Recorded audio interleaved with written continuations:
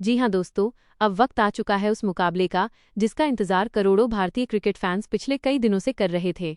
क्योंकि आज अब बस कुछ ही घंटे बाद भारत और न्यूजीलैंड के बीच इस 3 मैचों की वनडे सीरीज का तीसरा और आखिरी निर्णायक महामुकाबला शुरू होने वाला है। जी हाँ, यानी कि आज होगा भारत और न्यूजीलैंड के बीच करो या मरो का महामुकाबला। एक ऐसा मुकाबला जो तय करेगा कि ये सीरीज किसके नाम जाएगी। और इस घमासान मुकाबले से ठीक कुछ घंटे पहले कप्तान शुभमन गिल और हेड कोच गौतम गंभीर की प्रेस कॉन्फ्रेंस भी पूरी हो चुकी है। और प्रेस कॉन्फ्रेंस के तुरंत बाद हमें भारत की तीसरे वनडे की नई और हैरान कर देने वाली प्लेइंग 11 के बारे में पता चल गया है, जो आज न्यूजीलैंड के खिलाफ तीसरे और आखिरी वनडे मुकाबले के लिए इंदौर के मैदान में उतरने वाले हैं। और दोस्तों यकीन मानिए, उससे भी बड़ी खबर ये है कि इस बार प्लेइंग 11 में हमें 2 से 3 हैरान कर देने वाले बड़े बदलाव देखने को मिले हैं। कुछ सीनियर खिलाड़ियों को प्लेइंग 11 से बाहर का रास्ता दिखाया गया है और उनकी जगह ऐसे खतरनाक, घातक और विस्फोटक खिलाड़ी टीम में शामिल किए गए हैं जो अकेले पूरे मैच का पासा पलटने का दम रखते हैं। यानी भारत की प्लेइंग 11 आज तीसरे ओडीआई के लिए बिल्कुल अलग, ताज़ी और बेहद मजबूत नजर आने वाली है। अब सबसे बड़ा सवाल, क्या आज ऋतुराज गायकवाड़ को मौका मिलने वाला है या फिर यशस्वी जायसवाल की होने जा रही है वापसी, या फिर किसी नए खिलाड़ी का डेब्यू करवाया जाएगा? कौन बाहर हुआ, कौन अंदर आया? आज की वीडियो में आपको हर सवाल का जवाब मिलने वाला है। तो आपको हम बताएंगे वो कौन से 11 खिलाड़ी हैं जो आज मैदान में तहलका मचाने के लिए तैयार हैं। आज हमें न्यूजीलैंड के खिलाफ तीसरे और निर्णायक वनडे मुकाबले में खेलते हुए दिखाई देंगे। साथ में आप सभी को ये भी बताएंगे भारत और न्यूजीलैंड के बीच इस सीरीज का तीसरा और आखिरी निर्णायक वनडे का महामुकाबला आज कितने बजे से शुरू होगा, किस चैनल पर लाइव आएगा, टॉस का समय क्या रहेगा और फ्री में देखना है तो क्या करना होगा। यानी कि आज की इस वीडियो में आपको संपूर्ण जानकारी मिलने वाली है, इसलिए वीडियो को अंत तक जरूर देखिएगा। ये वीडियो काफ़ी ज़्यादा इंटरेस्टिंग और इनोवेटिव होने वाली है। लेकिन उससे पहले कमेंट बॉक्स में बताइए, क्या भारतीय टीम आज का ये तीसरा वनडे मुकाबला जीतकर सीरीज अपने नाम करेगी या फिर न्यूजीलैंड कोई नया चमत्कार करेगी और भारत को उसी के घर में हराकर ट्रॉफी छीन लेगी? आपको क्या लगता है, आज कौन मारेगा बाजी, भारत या फिर न्यूजीलैंड? आपकी राय बहुत महत्वपूर्ण है, क्योंकि देखते हैं भारत के किस क्रिकेट फैंस की सोच कितना सटीक बैठती है। जैसा कि दोस्तों, भारत और न्यूजीलैंड के बीच 3 मैचों की एक वनडे सीरीज खेली जा रही है, जिसमें से 2 मुकाबले समाप्त हो चुके हैं। पहले मुकाबले में भारतीय टीम ने धमाकेदार जीत हासिल की, वहीं दूसरे मुकाबले में न्यूजीलैंड टीम ने जोरदार वापसी करते हुए भारत को दूसरे वनडे में बुरी तरह हराया। इस सीरीज में दोनों टीमें 1-1 की बराबरी पर है और अब आज वो मुकाबला आ चुका है जो पूरी सीरीज की दिशा तय करने वाला है। लेकिन उससे पहले भारतीय टीम की प्लेइंग 11 में कुछ बड़ा उलटफेर होने वाला है, क्योंकि आपने देखा पहले और दूसरे वनडे में कुछ भारतीय बल्लेबाज और गेंदबाज पूरी तरह फ्लॉप रहे, ना रन बनाए, ना विकेट दिला पाए और फील्डिंग भी बेहद औसत रही। टीम मैनेजमेंट ने इस बार कोई भी जोखिम न उठाने का फैसला किया, क्योंकि ये तीसरा वनडे सिर्फ एक मैच नहीं, पूरी सीरीज की चाबी है। इसलिए कप्तान शुभमन गिल और गंभीर ने उन सभी खिलाड़ियों को प्लेइंग 11 से बाहर कर दिया जिन्होंने पहले और दूसरे वनडे में अपनी जगह को बिल्कुल भी जस्टिफाई नहीं किया, और उनकी जगह अब बेंच पर बैठे उन योद्धाओं को लाया गया है जिनके अंदर जोश भी है, क्लास भी है और भूख भी, मैच जीतने की भूख, टीम इंडिया को सीरीज दिलाने की भूख। जी हाँ दोस्तों, दिल थाम के बैठ जाइए, क्योंकि अब बस कुछ ही घंटे बाद भारत और न्यूजीलैंड का वो मुकाबला शुरू होने वाला है जो तय करेगा आखिर इस ट्रॉफी का असली हकदार कौन। अब चलिए दोस्तों, उस खबर की ओर बढ़ते हैं जिसका इंतजार आप सभी कर रहे हैं। भारत के उन नए 11 योद्धा जो आज न्यूजीलैंड को तीसरे और इस निर्णायक वनडे मुकाबले में धूल चटाने के लिए इंदौर के मैदान में उतरने वाले हैं। लेकिन उससे पहले दोस्तों, चलिए ये जान लें आखिर आज का तीसरा वनडे मुकाबला कितने बजे से शुरू होगा, तो उसे कितने बजे होगा, और इस मुकाबले को लाइव टीवी और मोबाइल में देखना है तो क्या करना होगा। तो दोस्तों, भारत और न्यूजीलैंड के बीच इस 3 मैचों की वनडे सीरीज का तीसरा और आखिरी वनडे का महामुकाबला 18 जनवरी 2026 यानी कि आज बस कुछ ही घंटे बाद इंदौर के होलकर इंटरनेशनल क्रिकेट स्टेडियम में खेला जाएगा और आप इस मैच को दोपहर 1:30 बजे से देख पाओगे। जबकि इस मुकाबले का टॉस 1 बजे होगा और ये टॉस ही पूरे मैच की जीत और हार तय करेगा, क्योंकि इंदौर की पिच मैच का सबसे बड़ा टर्निंग पॉइंट होने वाली है। इसके बारे में हम आगे डिटेल में बात करेंगे, लेकिन उससे पहले चलिए लाइव स्ट्रीमिंग की बात कर लें। आखिर आज भारत और न्यूजीलैंड के बीच तीसरा और आखिरी निर्णायक वनडे महामुकाबला को लाइव कहां देखने को मिलेगा। तो अगर आप टीवी पर इस मैच का पूरा मजा लेना चाहते हैं तो आपको बता दें कि इस मुकाबले का लाइव प्रसारण टीवी में स्टार स्पोर्ट्स नेटवर्क पर देखा जा सकता है।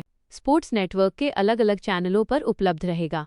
जहां आपको हिंदी, अंग्रेजी और विभिन्न भारतीय भाषाओं में कमेंट्री सुनने का मौका मिलेगा। वहीं अगर आप मोबाइल या लैपटॉप पर मैच देखना चाहते हैं तो आपको बता दें कि मैच की लाइव स्ट्रीमिंग जियो सिनेमा हॉटस्टार ऐप पर उपलब्ध रहेगी, जहां आप बिना किसी रुकावट के हाई क्वालिटी में हर गेंद का लुत्फ उठा सकते हैं। चाहे आप घर पर हो, ऑफिस में हो या सफर में, आप मैच का एक भी रोमांचक पल मिस नहीं करेंगे।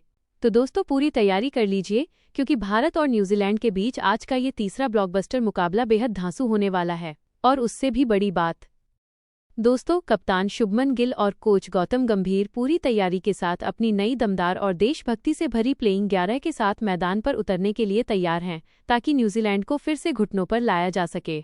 लेकिन इस खतरनाक और खूंखार प्लेइंग 11 पर चर्चा करने से पहले ये जानना जरूरी है कि अब तक भारत और न्यूजीलैंड के बीच वनडे क्रिकेट में किस टीम का पलड़ा रहा है भारी। आखिर आज का ये दूसरा वनडे मुकाबला कौन जीतने वाला है? तो अगर हम भारत और न्यूजीलैंड के बीच हेड टू हेड आंकड़े पर नजर डालें तो दोस्तों, आपको बता दें, भारत और न्यूजीलैंड के बीच इस मैदान पर अब तक 13 वनडे मुकाबले खेले जा चुके हैं, जिसमें 7 वनडे मुकाबला हमारी भारतीय टीम ने जीता है, जबकि 6 मुकाबले में न्यूजीलैंड टीम ने जीत हासिल की है। तो दोस्तों, ऐसे में इंदौर का ये मैदान दोनों टीमों के लिए लकी रहा है। लेकिन भारतीय टीम अपनी सरजमीन पर खेल रही है, इसीलिए भारतीय टीम न्यूजीलैंड पर भारी नजर आ सकती है। लेकिन दोस्तों, न्यूजीलैंड को भी हल्के में नहीं लिया जा सका।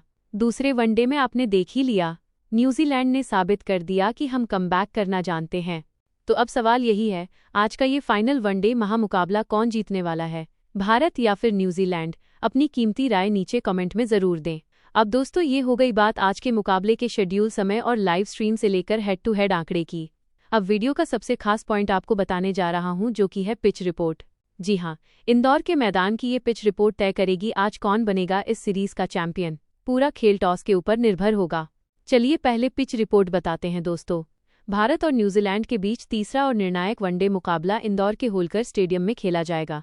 इंदौर की होलकर पिच बल्लेबाजों की पसंदीदा मानी जाती है, जहां हाई स्कोरिंग मैच देखने को मिलता है। शुरुआती ओवरों में तेज गेंदबाजों को थोड़ी स्विंग मिल सकती है, लेकिन उसके बाद रन बनाना आसान हो जाता है। टॉस जीतने वाली टीम अगर पहले बल्लेबाजी करती है तो उसके जीतने के चांस बढ़ जाते हैं। होम ग्राउंड का फायदा भारत को मिल सकता है, मगर पहले टॉस जीतने पर अगर भारत टॉस जीतकर पहले बल्लेबाजी करता है तो भारत को एक अच्छी शुरुआत मिल सकती है और तभी भारतीय टीम न्यूजीलैंड के सामने एक बड़ा स्कोर खड़ा कर पाएगी। तो अब ऐसे में सभी को इंतजार रहेगा टॉस का, और ये टॉस ही पूरे मैच का टर्निंग पॉइंट होने वाला है। सीधी बात है, टॉस जीतो सीरीज जीतो। अब जैसा कि दोस्तों, हमने आपको आज होने वाले तीसरे और आखिरी वनडे मुकाबले से जुड़ी संपूर्ण जानकारी दे दी है। मैच का शेड्यूल, टॉस का समय, लाइव स्ट्रीमिंग से लेकर हेड टू हेड आंकड़े और पिच रिपोर्ट, यानी आज के मुकाबले की पूरी जानकारी आपको मिल चुकी है।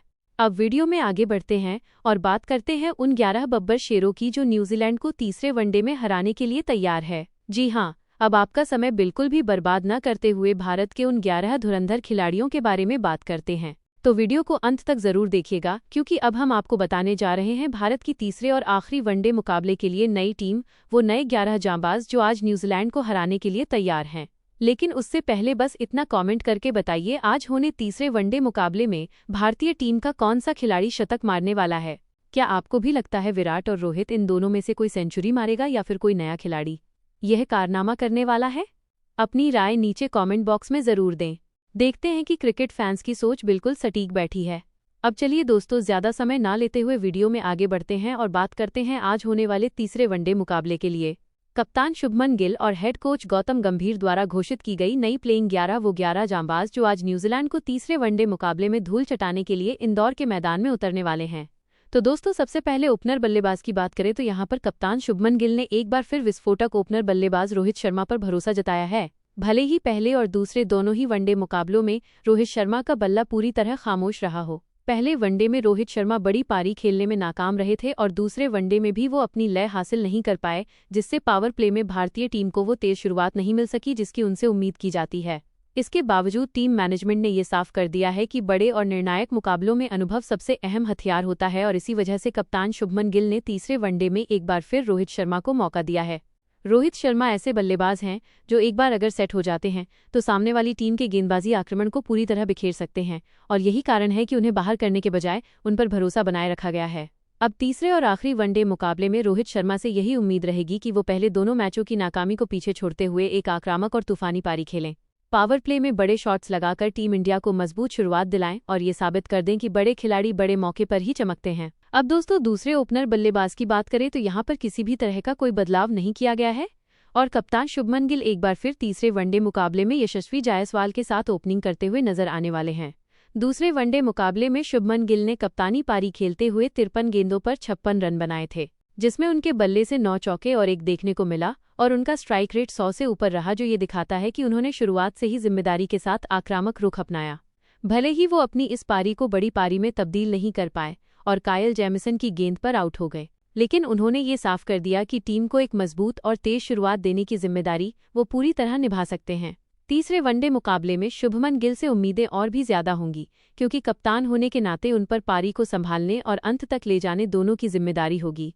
और अगर शुभमन गिल यशस्वी जायसवाल के साथ शुरुआती 10 से 12 ओवर बिना विकेट गंवाए निकाल लेते हैं तो भारत के लिए एक बड़ा स्कोर खड़ा करना काफी आसान हो जाएगा, क्योंकि इस समय शुभमन गिल जिस लय में नजर आ रहे हैं उसे देखते हुए एक बड़ी कप्तानी पारी की पूरी उम्मीद की जा रही है। इसके बाद दोस्तों नंबर 3 की बात करें तो यहाँ पर कप्तान शुभमन गिल ने प्लेइंग 11 में एक बार फिर वनडे क्रिकेट के सबसे खतरनाक बल्लेबाजों में गिने जाने वाले विराट कोहली को शामिल किया है।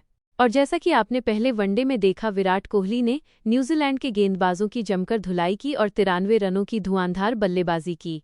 हालांकि दूसरे वनडे मुकाबले में विराट कोहली से काफी उम्मीदें थी, लेकिन वो 29 गेंदों पर सिर्फ 23 रन बनाकर आउट हो गए और अपनी लय में पूरी तरह नजर नहीं आए, जिसकी वजह से मिडिल ऑर्डर पर थोड़ा दबाव भी बन गया था। हालांकि विराट कोहली जैसे खिलाड़ी के लिए एक कम स्कोर वाला मैच कोई बड़ा पैमाना नहीं होता, क्योंकि वो अक्सर ऐसे मुकाबलों के बाद जबरदस्त वापसी करते हुए नजर आते हैं। तीसरे और आखिरी वनडे मुकाबले में विराट कोहली से यही उम्मीद रहेगी कि वो नंबर 3 पर आकर पारी को संभालें, एक छोर थामे रखें और जरूरत पड़ने पर रन गति को तेज करें, क्योंकि बड़े मुकाबलों में विराट कोहली का अनुभव और क्लास ही टीम इंडिया की सबसे बड़ी ताकत बन जाती है। अगर विराट कोहली तीसरे वनडे में 25 से 30 ओवर तक क्रीज पर टिक जाते हैं तो एक बड़ी और मैच जिताऊ पारी देखना बिल्कुल भी हैरानी की बात नहीं होगी, क्योंकि दबाव में खेलना और टीम को जीत दिलाना विराट कोहली की पहचान रहा है। वहीं इसके बाद दोस्तों नंबर 4 की बात करें तो यहाँ पर कप्तान शुभमन गिल ने प्लेइंग 11 में एक अहम बदलाव करते हुए ऋतुराज गायकवाड़ को शामिल किया है और इसके पीछे सबसे बड़ी वजह श्रेयस अय्यर की चोट है। दरअसल दूसरे वनडे मुकाबले के दौरान फील्डिंग करते वक्त श्रेयस अय्यर चोटिल हो गए थे, जिसके बाद टीम मैनेजमेंट ने कोई भी जोखिम न लेते हुए उन्हें तीसरे और आखिरी वनडे के लिए आराम देने का फैसला किया है। ऐसे में उनकी जगह ऋतुराज गायकवाड़ की टीम इंडिया में वापसी कराई गई है, जो टॉप ऑर्डर और मिडिल ऑर्डर दोनों में बल्लेबाजी करने की काबिलियत रखते हैं। दूसरे वनडे मुकाबले में ऋतुराज गायकवाड़ को खेलने का मौका नहीं मिला था, लेकिन उनकी तकनीक, टाइमिंग और शांत स्वभाव को देखते हुए कप्तान शुभमन गिल ने तीसरे वनडे में उन पर भरोसा जताया है। ऋतुराज गायकवाड़ की खासियत यही है कि वो शुरुआत में संभलकर खेलते हैं और सेट होने के बाद तेजी से रन बनाते हैं, और तीसरे वनडे मुकाबले में उनसे यही उम्मीद रहेगी कि वो नंबर 4 पर आकर पारी को स्थिरता दें और जरूरत पड़ने पर विराट कोहली या ओपनर्स के साथ बड़ी साझेदारी निभाएं। अगर ऋतुराज गायकवाड़ इस मौके का सही इस्तेमाल कर लेते हैं तो यह बदलाव भारत के लिए काफी फायदेमंद साबित हो सकता है। वहीं इसके बाद दोस्तों नंबर 5 की बात करें तो यहाँ पर किसी भी तरह का कोई बदलाव नहीं किया गया है और एक बार फिर दूसरे वनडे के हीरो केएल राहुल तीसरे वनडे मुकाबले में अपनी जगह बनाए रखते हुए नजर आएंगे। दूसरे वनडे मुकाबले में केएल राहुल ने जबरदस्त फॉर्म दिखाते हुए 113 गेंदों पर नाबाद 112 रन की शानदार पारी खेली थी, जिसमें उन्होंने संयम और आक्रामकता का बेहतरीन संतुलन दिखाया और न्यूजीलैंड के गेंदबाजों की लाइन लेंथ पूरी तरह बिगाड़ दी थी। राहुल की इस पारी ने न सिर्फ भारतीय पारी को संभाला बल्कि टीम को एक मजबूत स्कोर तक पहुंचाने में भी अहम भूमिका निभाई। तीसरे वनडे मुकाबले में भी केएल राहुल से यही उम्मीद रहेगी कि वो मिडिल ऑर्डर में आकर दबाव को अपने ऊपर लें, हालात के हिसाब से पारी को आगे बढ़ाएं और जरूरत पड़ने पर उसी पुराने आक्रामक अंदाज में न्यूजीलैंड के गेंदबाजों की धज्जियां उड़ाते हुए नजर आएं, क्योंकि जिस लय में केएल राहुल इस समय खेल रहे हैं उसे देखते हुए एक और बड़ी और मैच जिताऊ पारी की पूरी संभावना नजर आ रही है। वहीं नंबर 6 की बात करें तो दोस्तों यहाँ पर कप्तान शुभमन गिल और हेड कोच गौतम गंभीर ने एक बेहद बड़ा और साहसिक बदलाव किया है और ये बदलाव भारतीय टीम की बल्लेबाजी लाइनअप को और मजबूत करने के इरादे से किया गया है। दरअसल दूसरे वनडे मुकाबले में भारतीय टीम की निचले क्रम की बल्लेबाजी उम्मीदों पर पूरी तरह खरी नहीं उतर पाई थी और आखिरी ओवरों में जिस आक्रामकता की जरूरत थी उसकी साफ कमी नजर आई। इसी कमजोरी को दूर करने के लिए तीसरे और आखिरी निर्णायक वनडे मुकाबले में विकेटकीपर बल्लेबाज ऋषभ पंत की टीम इंडिया में वापसी कराई गई है। ऋषभ पंत एक ऐसे खिलाड़ी हैं जो मैदान पर आते ही मैच का माहौल बदलने की काबिलियत रखते हैं और बिना किसी दबाव के बड़े बड़े शॉट खेलने से नहीं हिचकिचाते। तीसरे वनडे में उनसे यही उम्मीद रहेगी कि वो नंबर 6 पर उतरकर मिडिल और डेथ ओवरों में तेजी से रन बनाएं और भारतीय टीम को एक मजबूत फिनिश दें, क्योंकि अगर ऋषभ पंत अपने नेचुरल आक्रामक अंदाज में चल पड़े तो न्यूजीलैंड के गेंदबाजों के लिए उन्हें रोक पाना बिल्कुल आसान नहीं रहने वाला।